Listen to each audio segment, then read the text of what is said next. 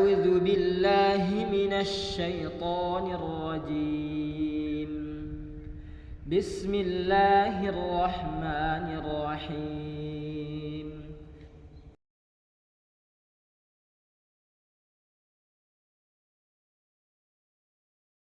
Barangkali kami tutup dulu ya. Subhanaka la ilma lana illa ma 'allamtana innaka antal alimul hakim. Assalamualaikum warahmatullahi wabarakatuh. Bismillahirrahmanirrahim.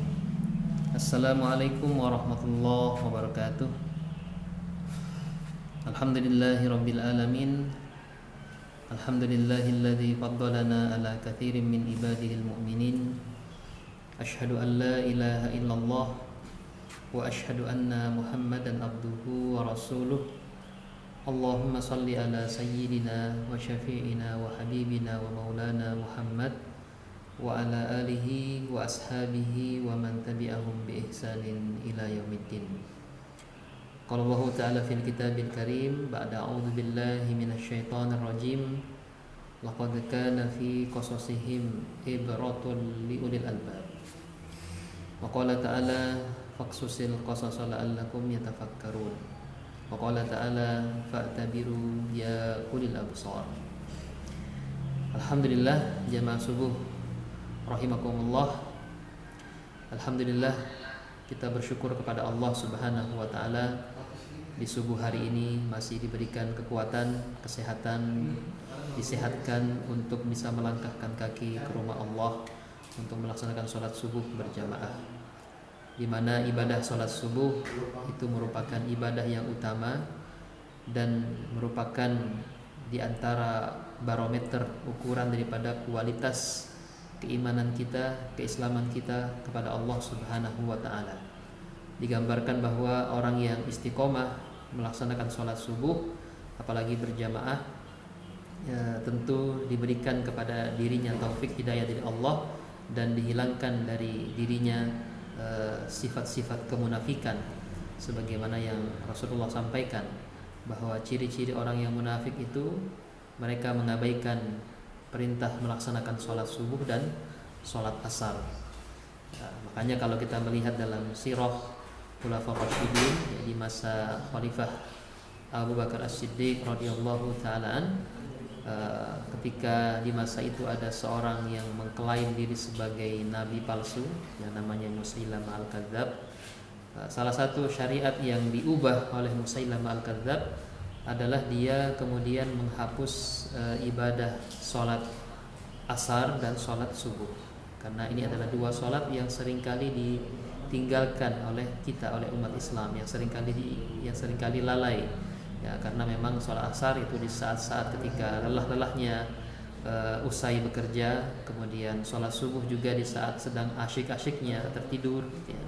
Sehingga memang sholat ini adalah ukuran, adalah barometer sejauh mana kualitas keimanan kita, keislaman kita kepada Allah Subhanahu wa taala. Salam dan salawat senantiasa tercurahkan kepada junjungan kita Nabiullah Muhammad sallallahu alaihi wasallam.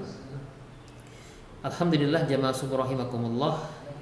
Kalau kemarin subuh kita sekilas membahas tentang bagaimana tadabbur dan kisah yang kita ambil dari Nabiullah Yusuf alaihissalam, yang beliau digambarkan oleh Rasulullah kemarin adalah di antara manusia yang utama, anak daripada orang yang utama, anak daripada orang yang utama.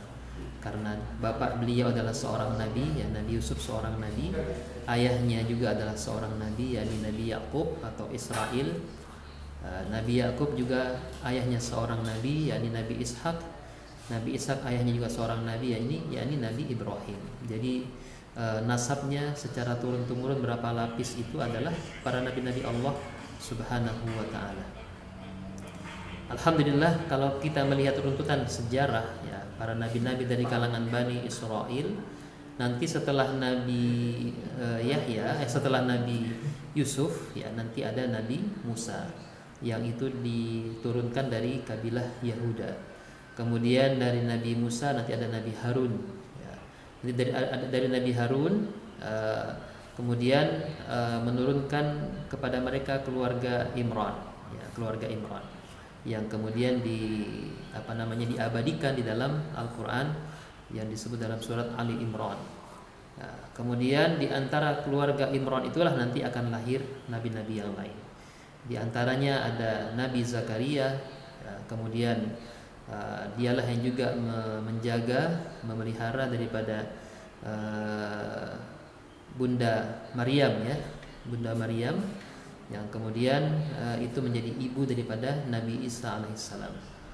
Kemudian Nabi Isa, Bunda Maryam itu punya seorang sepupu yang juga seorang nabi, ya, yakni anaknya Nabi Zakaria, ya, anaknya Nabi Zakaria.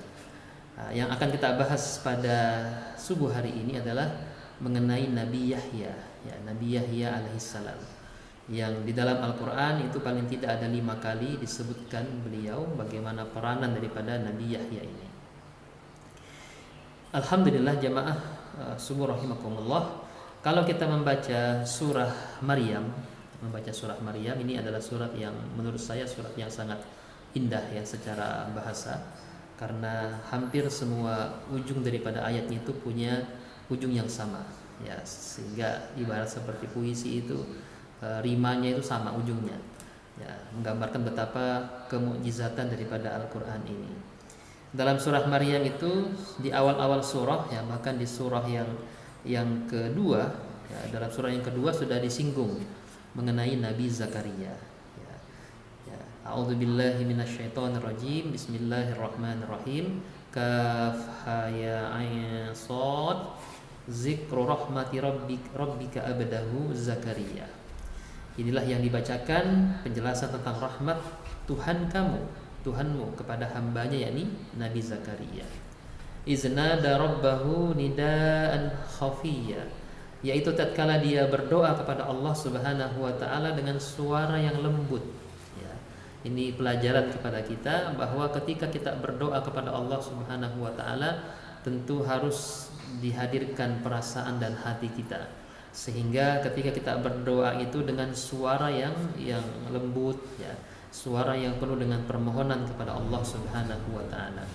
Apa yang dia doakan kepada Allah, apa yang dia minta kepada Allah Subhanahu wa taala, qala rabbi inni wahanal admu minni washta'ala ar-ra'su syaiba wa lam akum bidu'aika rabbi syakiyya. Dan kemudian Nabi Zakaria berkata, ya Tuhanku, ya Rabbku, sesungguhnya tulang-tulangku telah lemah. Kemudian kepalaku sudah ditumbuhi oleh uban-uban, dan aku belum pernah kecewa dalam berdoa kepada Engkau ya Allah, ya Tuhanku. Jadi beliau ternyata sejak awal menikah, ya, dengan istrinya itu tidak dikaruniai seorang putra, seorang anak yang menjadi pelanjut generasi dakwah ketika itu. Sampai tua renta, bahkan beliau mengatakan tulang-tulangnya sudah lemah. Artinya ketika dia berjalan itu sudah tertatih-tatih karena sudah semakin tua. Beliau adalah seorang yang mengabdi di Baitul Maqdis, ya, yang bekerja mengabdi sehari-harinya berdakwah dan juga melayani pelayanan ibadah di Baitul Maqdis, ya, di Palestina. Sampai tua, sampai ketika berjalan sudah tertatih-tatih, kemudian kepalanya sudah mulai memutih karena uban yang sangat banyak. Tetapi beliau mengatakan, ya Allah, aku tidak pernah kecewa, aku tidak pernah putus asa untuk berdoa kepada Allah Subhanahu wa taala. Ini pelajaran kepada kita. Mungkin ada jamaah yang belum dikaruniai putra atau anak, ya, atau nasab, maka jangan pernah berhenti untuk berdoa, ya. Jangan pernah menyerah untuk meminta kepada Allah Subhanahu wa taala. Ini Nabi Zakaria ditakdirkan menikah dengan seorang wanita yang secara medis itu dikatakan mandul, dikatakan tidak mungkin lagi bisa punya anak. Akan tetapi takdir Allah berkata lain, nanti beliau akan punya seorang putra yang diberi nama Yahya. Kemudian beliau mengatakan, wa inni hiftul mawali min wara'i wa kanat imraati akhiran fahabli min ladunka waliya. Dan sesungguhnya aku khawatir terhadap mawaliku, sepeninggalku, ya. Sedang istriku adalah seorang yang mandul. Nah, beliau khawatir terhadap orang-orang yang berada di sekitar, yang tinggal bersama dia, para mawalinya. Kemudian sedangkan istrinya itu adalah orang-orang yang mandul, ya, orang-orang yang mandul yang secara medis tidak mungkin lagi bisa punya keturunan. Ya, maka beliau memohon kepada Allah, maka anugerahilah aku dari sisi Engkau ya Allah seorang anak laki-laki, seorang putra. Ya. Fahabli min ladunka waliya, ya, seorang anak laki-laki. Kemudian beliau mengatakan yarithuni wa yarithu min ali Yaqub waj'alhu rabbi radiya, yang akan mewarisi aku dan mewarisi sebagian keluarga daripada Nabi Yaqub alaihissalam, dan jadikanlah dia ya Tuhanku seorang yang diridhoi. Jadi beliau karena memang secara nasab masih keturunan daripada Nabi Yaqub, beliau kalau tidak salah berasal dari anak Nabi Yaqub yang bernama Lewi, ya, kemudian sampai kepada Nabi Zakaria. Kemudian akhirnya Allah Subhanahu wa taala menjawab doa Nabi Zakaria ini, di mana Allah berfirman, ya Zakaria inna nubashshiruka bigulamin ismuhu Yahya lam naj'al lahu min qablu samia. Wahai Zakaria, sesungguhnya kami memberi kabar gembira, bisyarah, kabar gembira kepada kamu bahwa engkau akan memperoleh seorang anak laki-laki yang namanya adalah Yahya. Jadi namanya ini langsung diberikan oleh Allah Subhanahu wa taala.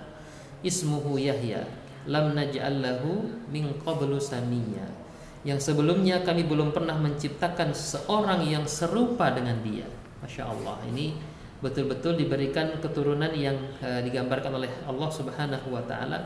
Belum pernah ada orang yang wajahnya, yang perilakunya, yang sikapnya, tindak tanduknya, semuanya itu tidak pernah ada yang bisa menyamainya.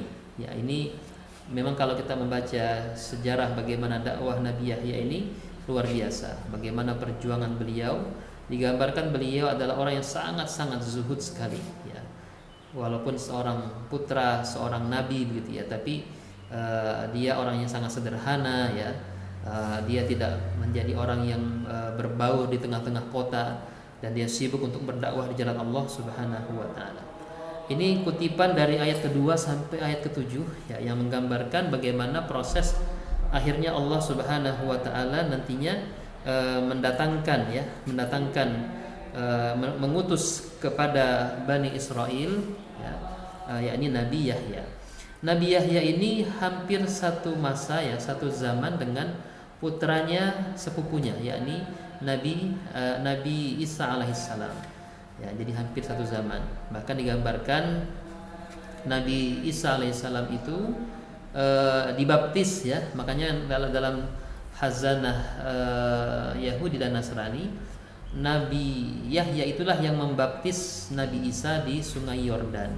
Ya, dibaptis sebagai seorang yang beriman kepada Allah Subhanahu wa taala, ditahbiskan sebagai seorang utusan Allah Subhanahu wa taala. Dan ketika sedang dibaptis oleh Nabi Yahya itulah maka datanglah orang-orang Yahudi yang bertanya kepada Nabi Isa, apakah engkau itulah Nabi terakhir itu? Ya. Kemudian Nabi Isa mengatakan, oh bukan saya. Maka dia menyebutkan bahwa Nabi yang akan diutus nanti itu, beliau mengucapkan sambil senyum, ya, sambil gembira sekali menceritakan tentang Rasulullah. Beliau mengatakan bahwa Nabi yang terakhir itu bukan saya, tapi Nabi terakhir itu beliau mengatakan ismuhu Ahmad, namanya adalah Ahmad atau Muhammad.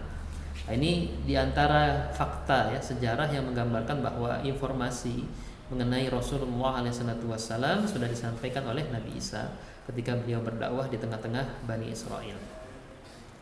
Alhamdulillah jamaah rahimakumullah. Jadi namanya Nabi Yahya ini merupakan putra Nabi Zakaria yang tadi digambarkan belum pernah ada seseorang pun yang bisa menyainginya, ya, dari sisi wajah, dari sisi perilaku, ya, dari sisi karakter dan sebagainya. Merupakan pribadi yang memiliki banyak sekali kelebihan, ya, sebagaimana yang disampaikan oleh Rasulullah SAW. Beliau ini adalah diantara nabi yang berasal daripada keturunan orang-orang saleh. Dalam riwayat At-Tabrani bahwa Rasulullah SAW pernah bersabda, Rasulullah mengatakan tidak seyogyanya bagi seseorang berkata, saya lebih baik daripada Nabi Zakaria, Nabi Yahya bin Zakaria. Ya, jadi beliau mengatakan jangan pernah ada orang yang mengatakan saya lebih baik daripada Nabi Yahya bin Zakaria. Maka para sahabat bertanya ketika itu, ya Rasulullah, dan dari manakah engkau bisa tahu tentang hal tersebut? Maka Rasulullah menjelaskan, Ya, apakah kalian tidak mendengar, tidak mengetahui bagaimana Allah menggambarkan, menceritakan Nabi Yahya di dalam Al-Quran? Maka Rasulullah menjelaskan sebagaimana yang tertuang dalam Al-Quran, lanjutan dari dalam surah Maryam di ayat yang ke-12 berbunyi, Ya Yahya huzil kitaba biquwwah wa atainahul hukma sabiyya. Wahai Yahya, ambillah kitab Taurat itu, peganglah erat-erat kitab Taurat itu dengan sungguh-sungguh, dan kami berikan kepadanya hikmah selagi dia masih menjadi anak-anak. Jadi Nabi Yahya ini digambarkan sejak masih anak-anak, ya sobiyya, masih anak-anak, sudah diberikan ilmu secara langsung oleh Allah Subhanahu wa taala. Diberikan hikmah, ilmu mengenai hikmah sejak masih kanak-kanak. Kemudian beliau akhirnya juga sangat faham tentang hukum-hukum yang terkandung dalam kitab Taurat. Makanya beliau di sini digambarkan Allah memerintahkan kepada Nabi Yahya, Ya Yahya huzil kitaba biquwwah. Ambillah Alkitab itu, kitab Taurat itu dengan sungguh-sungguh. Peganglah dia dengan sungguh-sungguh. Ya, pertahankan dia. Nah, ini menggambarkan betapa Nabi Yahya itu memang seorang nabi yang sangat memegang teguh kitab Taurat dan hukum-hukum yang ada di dalamnya. Ya, karena memang beliau seorang nabi dan rasul, maka beliau berdakwah menjaga agar kitab Taurat ini bisa diaplikasikan dalam segenap kehidupan Bani Israel ketika itu. Maka digambarkan dia berdakwah yang menjaga kitab Taurat ini dengan sungguh-sungguh dan berusaha mendakwahkannya di tengah-tengah masyarakat. Sekalipun kemudian banyak sekali ujian dan cobaan yang beliau alami. Dan upaya beliau untuk menjaga kitab Taurat itu kemudian berbenturan dengan situasi politik, ya, situasi politik yang terjadi, ya, yang terjadi ketika itu, di mana ya ketika itu ada ya raja Palestina, ya jadi raja Palestina yang namanya Herodes. Ketika dia wafat itu dia punya seorang anak, ya. Punya 3 orang anak, ada namanya Herodes Antipas, ada Herodes Filipus, ya, dan sebagainya. Jadi ketika itu ketika beliau berdakwah, Nabi Yahya ini dikenal sangat tegas, ya, sangat tegas untuk kemudian menegakkan hukum yang ada di dalam kitab Taurat. Walaupun penguasa ketika itu ya sudah mengaku diri ya sebagai orang Yahudi, ya sebagai penganut agama Yahudi, maka sesungguhnya pemimpin wilayah Palestina ketika itu harus tunduk kepada hukum Taurat.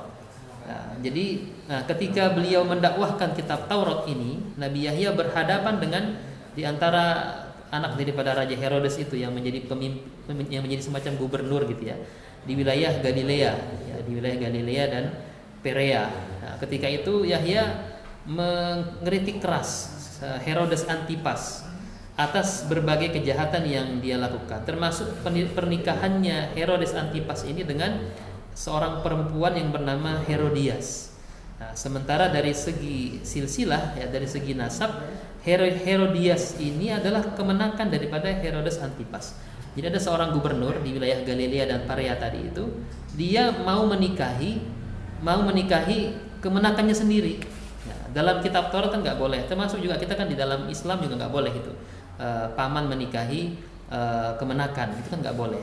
Jadi baik Taurat, baik kitab Al-Quran itu melarang pernikahan seorang paman kepada kemenakannya. Nah ini si gubernur Herodes Antipas ini mau menikahi kemenakannya yang bernama Herodias.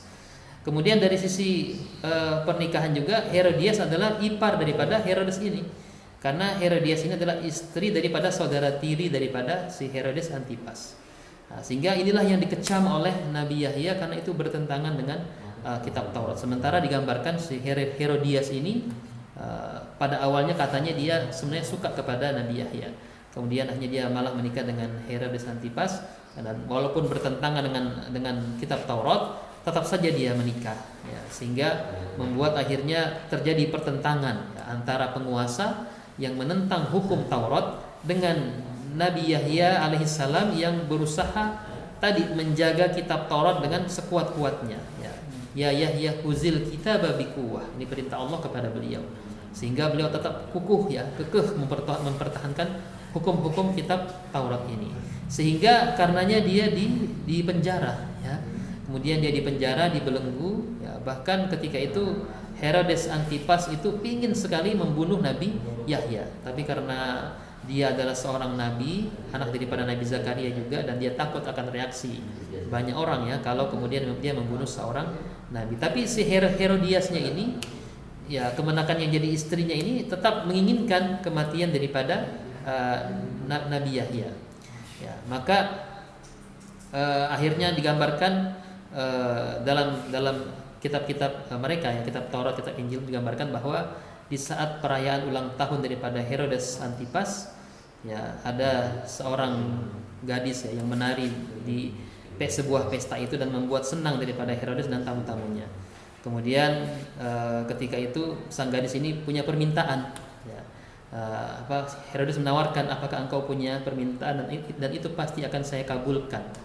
Kemudian ternyata gadis itu kemudian bertanya kepada ibunya, dan ibunya menyuruhnya agar minta kepalanya Yahya. Ya, jadi rupanya gadis ini, ibu daripada gadis ini mungkin pernah punya dendam, ya, kepada Nabi Yahya, sehingga ketika gadis ini menari di acara pestanya Gubernur Herodes Antipas itu, kemudian saking senangnya terhadap tariannya, maka silakan engkau meminta sesuatu dan pasti akan aku kabulkan. Ketika dia tanya kepada ibunya, apa kira-kira yang saya minta? Tapi ternyata karena ibunya dan dia ini pernah punya masalah dengan Nabi Yahya, yang diminta adalah nyawanya Nabi Yahya. Akhirnya karena dia tidak mungkin bisa mengingkari janji yang sudah dia ucapkan di hadapan banyak orang, akhirnya Herodes Antipas memerintahkan agar Nabi Yahya alaihissalam dibunuh, ya, dipenggal, dan kemudian kepalanya ditaruh di atas sebuah nampan. Kemudian mendengar hal tersebut, akhirnya setelah wafat, maka murid-murid beliau daripada Nabi Yahya mengambil jenazahnya, kemudian menguburkannya. Ini diantara beberapa riwayat itu, ya, tentang bagaimana upaya dakwah daripada Nabi Yahya ini. Beliau digambarkan seorang yang betul-betul punya upaya yang sungguh-sungguh untuk berjuang di jalan Allah Subhanahu wa taala, menegakkan hukum Taurat. Ya Yahya huzil kitaba biquwah. Ini tadabbur yang bisa kita ambil, bahwa kita pun sebagai seorang muslim juga harus seperti itu terhadap Al-Qur'an, ya. Kepada kita, huzil kitab biquwah, peganglah erat-erat ini Al-Qur'an dengan sebaik-baiknya, dengan sekuat-kuatnya. Jangan kita lepaskan Al-Quran ini. Huzil kitaba biquwah. Kita pegang erat-erat ini Al-Quran sebagai pedoman hidup, sebagai kamus hidup, sebagai panduan hidup kita. Ya, kalau kita analogikan, ya, dengan misalnya, ya, semua barang-barang elektronik yang dibeli itu pasti ada manual booknya, ya. Ada buku panduannya. Ya, bahkan kalau kita melihat handphone sekalipun, misalnya handphone yang paling mahal sekalipun, itu pasti ada manual booknya, ada buku panduannya, dan itu bahkan bisa dalam beberapa bahasa, kan gitu. Kita ini terkadang seperti pengguna HP itu, ya. Ya, terkadang kita beli HP itu, ya, setelah kita pegang HP-nya, ya sudah, kita tinggalkan kotaknya, kita buang itu buku panduannya. Tidak pernah kita baca-baca lagi. Padahal itu adalah buku penting yang bisa mengantarkan bagaimana cara menggunakan HP itu dengan baik, ya, bagaimana supaya HP yang kita beli itu bisa terawat, bisa tidak mudah cepat rusak, ya, bisa kemudian awet dan sebagainya. Ada lengkap di situ panduannya, manual booknya, dan semua seperti itu. Barang-barang elektronik pasti ada buku panduannya. Biasanya kalau ada handphone yang tidak ada buku panduannya, itu biasanya handphone KW, kan gitu, atau abal-abal. Ya, jadi begitu pula misalnya dalam dunia pekerjaan, ya, dalam sebuah perusahaan itu, apalagi yang sudah standarnya standar ISO, ya, itu pasti ada namanya standar operational procedure. Ada manual mutu yang harus diikuti, kan itu. Ada manual mutu, standar kualitas yang harus diikuti. Ya, manual mutu itulah yang kemudian dipakai sebagai acuan. Ya, harus mengikuti semua pekerjaan itu harus berdasarkan standar operasional prosedur yang sudah ditetapkan yang disepakati untuk menjaga kualitas mutu sebuah perusahaan. Kalau dia melenceng dari SOP yang sudah disepakati, maka sebuah perusahaan bisa jatuh ya, bisa kemudian mengalami decline dan sebagainya, karena dia tidak mentaati aturan SOP yang sudah disepakati. Ya, sama bahkan orang yang bekerja di restoran misalnya, ya seorang koki saja itu ya, itu ketika misalnya dia membuat donat, yang membuat masakan, itu berdasarkan manual book yang sudah disepakati juga, SOP yang sudah disepakati. Ya, sampai kepada seorang pilot pesawat, ya, seorang pilot pesawat itu pun juga, ya, ketika dia mau menerbangkan pesawatnya, pasti dia harus berdasarkan manual book yang sudah tersedia di kokpit itu, yang tidak boleh ditinggalkan. Sebelum dia menyalakan ya tombol-tombol yang ada di kokpit pesawat itu, dia harus melihat dulu kepada manual book yang ada di situ. Dia harus baca dulu, dia buka dulu, baru dia dia nyalakan. Padahal kan sesungguhnya dia sudah tahu itu. Setiap hari dia lakukan, tetapi memang karena begitu aturannya harus berdasarkan manual book ya, ada buku panduan yang diikuti bagaimana proses-prosesnya, maka dia harus mengikutinya. Nah, ini gambaran betapa bahwa manusia tidak bisa dilepaskan dari buku panduan, tidak bisa dilepaskan dari ya, kita sebagai seorang muslim tidak mungkin bisa melepaskan diri kita dengan Al-Qur'an ya. Maka kita harus betul-betul pegang dengan kuat-kuat ini Al-Qur'an ini ya, huzil kitaba biquwah, pegang dengan kuat-kuat. Jangan kita seperti tadi pembeli HP itu kemudian kita buang saja itu buku panduannya. Ya, karena sesungguhnya inilah yang bisa menjadi penuntun kita, yang mengantarkan kita kepada perjalanan hidup yang baik. Ya, kalau kita tarik ke dalam konteks bulan Ramadan ya. Bulan Ramadan merupakan syahrul Quran ya. Syahrul Ramadan alladzi unzila fihil Quran hudal linnasi wa bayyinatin minal huda wal furqan. Al-Quran itu diturunkan di bulan suci, di bulan Ramadan. Maka bulan Ramadan menjadi bulan yang mulia karena kemuliaan Al-Quran ya. Hudal linnas, dia menjadi petunjuk bagi manusia, seluruh manusia, bukan hanya orang muslim saja, tapi seluruh manusia. Hudal linnas ya. Jadi inilah manual book, inilah buku panduan yang menuntun agar ya, buku petunjuk ya, yang menuntun kita untuk sampai kepada kebenaran yang hakiki.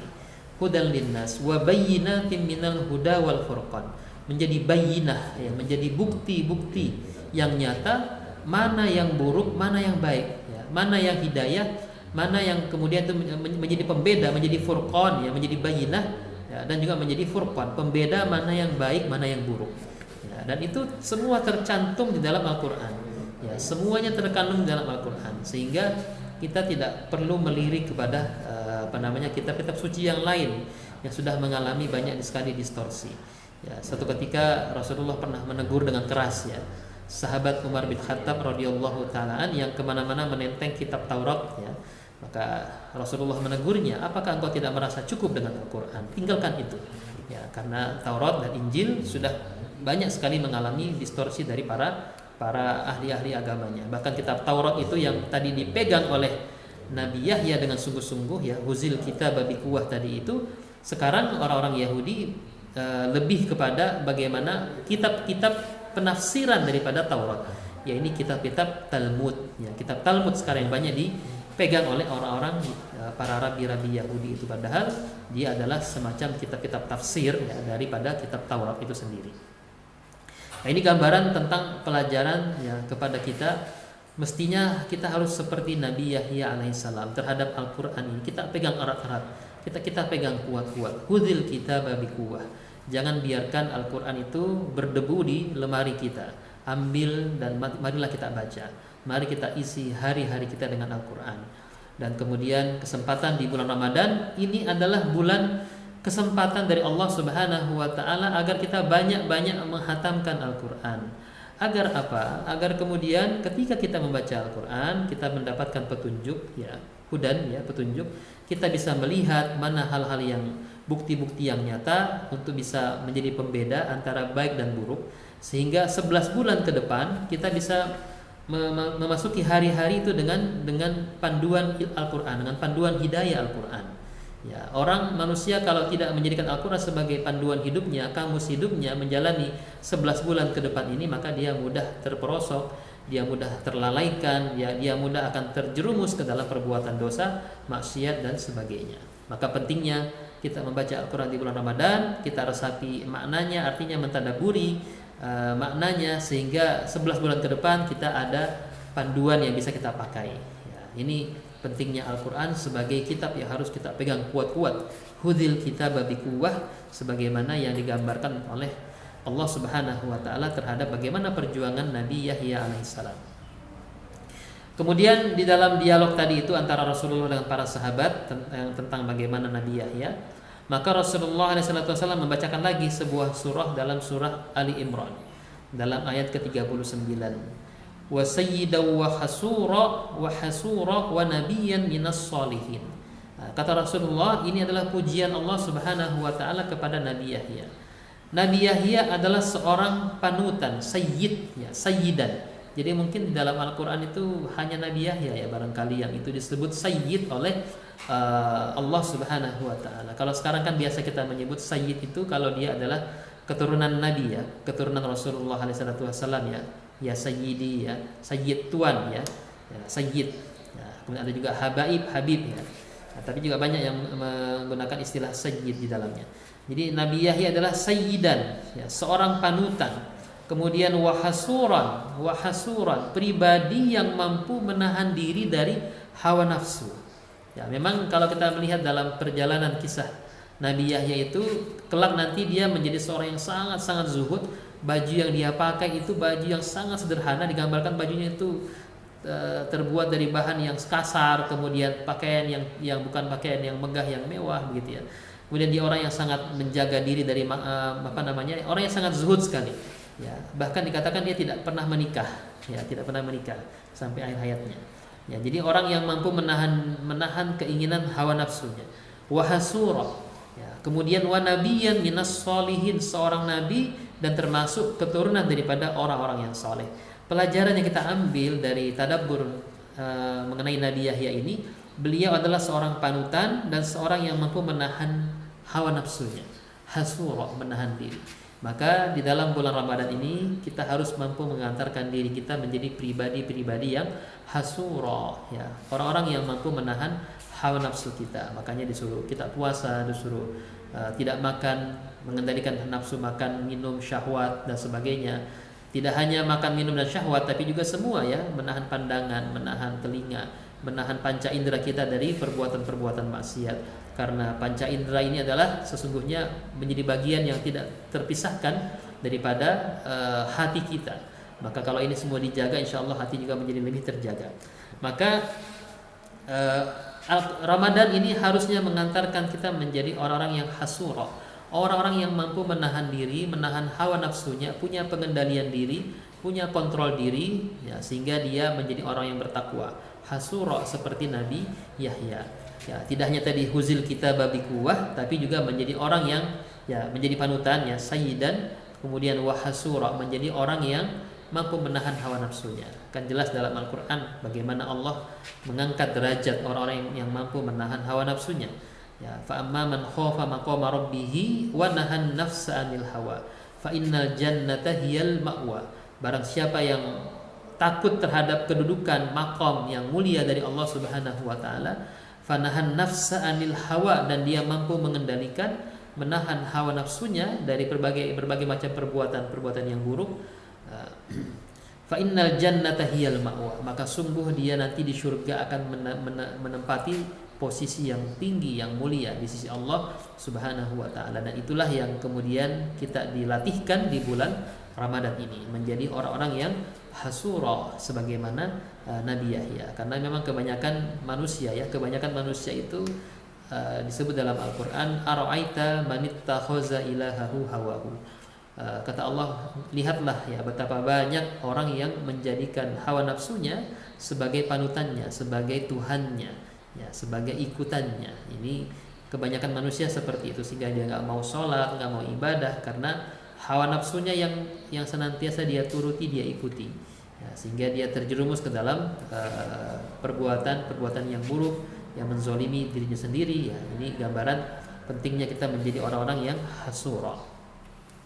Kemudian wa nabiyyan minas sholihin. Maka karena beliau adalah panutan, orang yang juga mampu menahan dirinya, menahan hawa nafsunya, maka dia termasuk sebagai orang-orang yang soleh.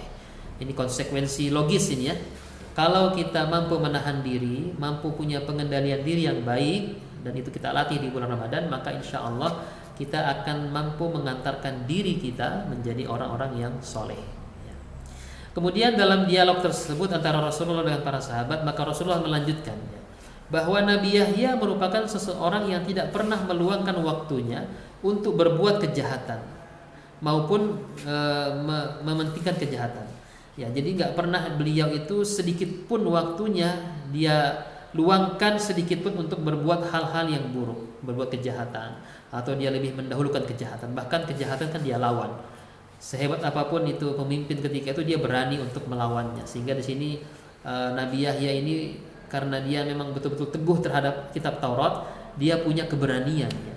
Tidak hanya kritis kepada penguasa, tapi dia punya keberanian untuk melawan penguasa. Ya, karena bertentangan dengan hukum-hukum Taurat yang sudah disampaikan kepada Bani Israel ketika itu. Kemudian juga dijelaskan bahwa Nabi Yahya ini menyerukan kitab Taurat ini agar dipahami dengan sungguh-sungguh, dan makna dari Taurat dapat dimaknai secara mendalam dan sebaik-baiknya. Nabi Yahya juga menekankan pentingnya mengaplikasikan ajaran yang termaktub dalam kitab Taurat itu, baik dari sisi syariatnya maupun dari sisi etikanya, dari sisi adabnya ya sebagai seorang hamba. Ya, tentu di sini tergambar bahwa keberkahan ilmu itu terletak pada penerapannya. Ya, jadi Al-Quran itu tidak sekedar ditadaruskan, dibaca gitu ya, tetapi juga bagaimana dia bisa diaplikasikan dalam kehidupan sehari-hari. Dan ini termaktub juga ya dalam surah Maryam tadi itu di ayat yang ke-12 tentang bagaimana seruan untuk huzil kitab bi quwwah tadi. Ya, jadi mengambil kitab dengan kuat-kuat itu bukan sekedar dibaca. Nah, tapi huzil kitab bi quwwah artinya setelah dibaca, diresapi, dimaknai, diimani, kemudian diaplikasikan ke dalam kehidupan sehari-hari. Seperti yang dicontohkan oleh para sahabat. Para sahabat ketika dia belajar Al-Quran kepada Rasulullah, mereka tidak beranjak kepada ayat setelahnya sebelum dia mempraktikkan ayat yang sudah dia pelajari kepada Rasulullah SAW. Kemudian ya karena Nabi Yahya ini sangat kukuh ya, sangat bersungguh-sungguh terhadap Al-Quran ini ya, terhadap Alkitab ini ya, kitab Taurat maksudnya ya, kalau kita tentunya Al-Quran, karena dia bersungguh-sungguh terhadap wahyu Allah ini, maka Allah kemudian memujinya ya. Dalam surah dalam Al-Quran disebutkan dalam ayat ke-15 dalam surah Maryam juga sebut Allah berfirman, a'udzubillahi minasyaitonirrajim, wa salamun alaihi yauma wulidtu wa yauma amutu wa yauma ub'atsu wa yauma yub'atsu hayya. Ternyata ayat ini khusus ya, ayat ini ternyata ditujukan kepada Nabi Yahya. Wa salamun alaihi yauma wulida wa yauma yamutu wa yauma yub'atsu hayya. Yang artinya kesejahteraan atas dirinya pada hari dia dilahirkan, ketika hari di mana Nabi Yahya dilahirkan, pada hari ketika dia meninggal, pada hari ketika beliau syahid di jalan Allah Subhanahu wa taala, tadi dipenggal ya kepalanya oleh gubernur Herodes Antipas ya. Kemudian pada hari ketika dia dibangkitkan oleh Allah Subhanahu wa taala. Jadi Allah memuji Nabi Yahya ini. Ya, kesejahteraan, keselamatan ketika dia dilahirkan, ketika dia wafat, dan ketika dia dibangkitkan kembali oleh Allah Subhanahu wa taala.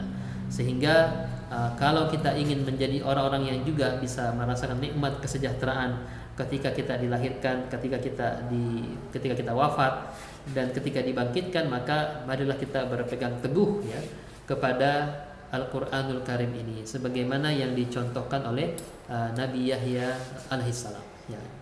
Barangkali ini gambarannya ya, sekelumit tentang bagaimana tadabbur dan kisah yang terkandung di dalam Al-Quran, wabil khusus mengenai bagaimana kisah mengenai Nabi Yahya alaihissalam ini. Beliau digambarkan tadi ya sezaman dengan Nabi Isa. Nanti dakwah beliau itu diteruskan oleh keluarganya ya, karena Nabi Isa adalah putra daripada sepupunya ya, berarti kemenakannya ya. kemenakannya sendiri, yakni Nabi Isa alaihissalam berdakwah juga kepada orang-orang yang ada di Palestina, sampai nanti dia oleh raja pemimpin di Palestina juga nanti dia dihukum mati kan ya, dengan disalib, sekalipun itu bukan beliau yang disalib. Ini gambaran bagaimana perjuangan ya nabi-nabi Allah Subhanahu wa taala. Memang kitab Taurat itu ujungnya nanti sampai kepada Nabi Yahya. Nanti setelah Nabi Yahya, Nabi Isa alaihissalam mendapatkan risalah baru ya untuk menyempurnakan kitab Taurat, yakni kitab Injil. Ya, biasanya kalau dalam hazanah teman-teman di Nasrani itu kan ada perjanjian baru, ada perjanjian lama. Perjanjian baru itulah kitab Taurat. Perjanjian lama itu adalah kitab Taurat. Perjanjian baru itulah kitab Injil kan gitu. Jadi perjalanan bagaimana Allah Subhanahu wa taala terus merevisi risalah yang sudah diturunkan dan nanti disempurnakan kepada umat manusia dengan diturunkannya Al-Qur'anul Karim kepada Rasulullah SAW. Dan dalam Al-Quran banyak sekali kisah-kisah tentang bagaimana nabi-nabi yang diutus di tengah Bani Israel ya. Bahkan surah Maryam itu kan luar biasa ya, surah yang khusus ya menceritakan bagaimana ibunda daripada Nabi Isa alaihissalam. Begitu pula surah-surah yang lain ya. Kemarin tentang bagaimana surah Yusuf ya, bahkan itu lengkap ya, mendetail kisahnya, dan itu ada di dalam Al-Quran. Barangkali demikian ya yang bisa kami sampaikan. Kurang lebihnya kami mohon maaf. Subhanaka la ilma lana illa ma 'allamtana innaka antal alimul hakim. Assalamualaikum warahmatullahi wabarakatuh.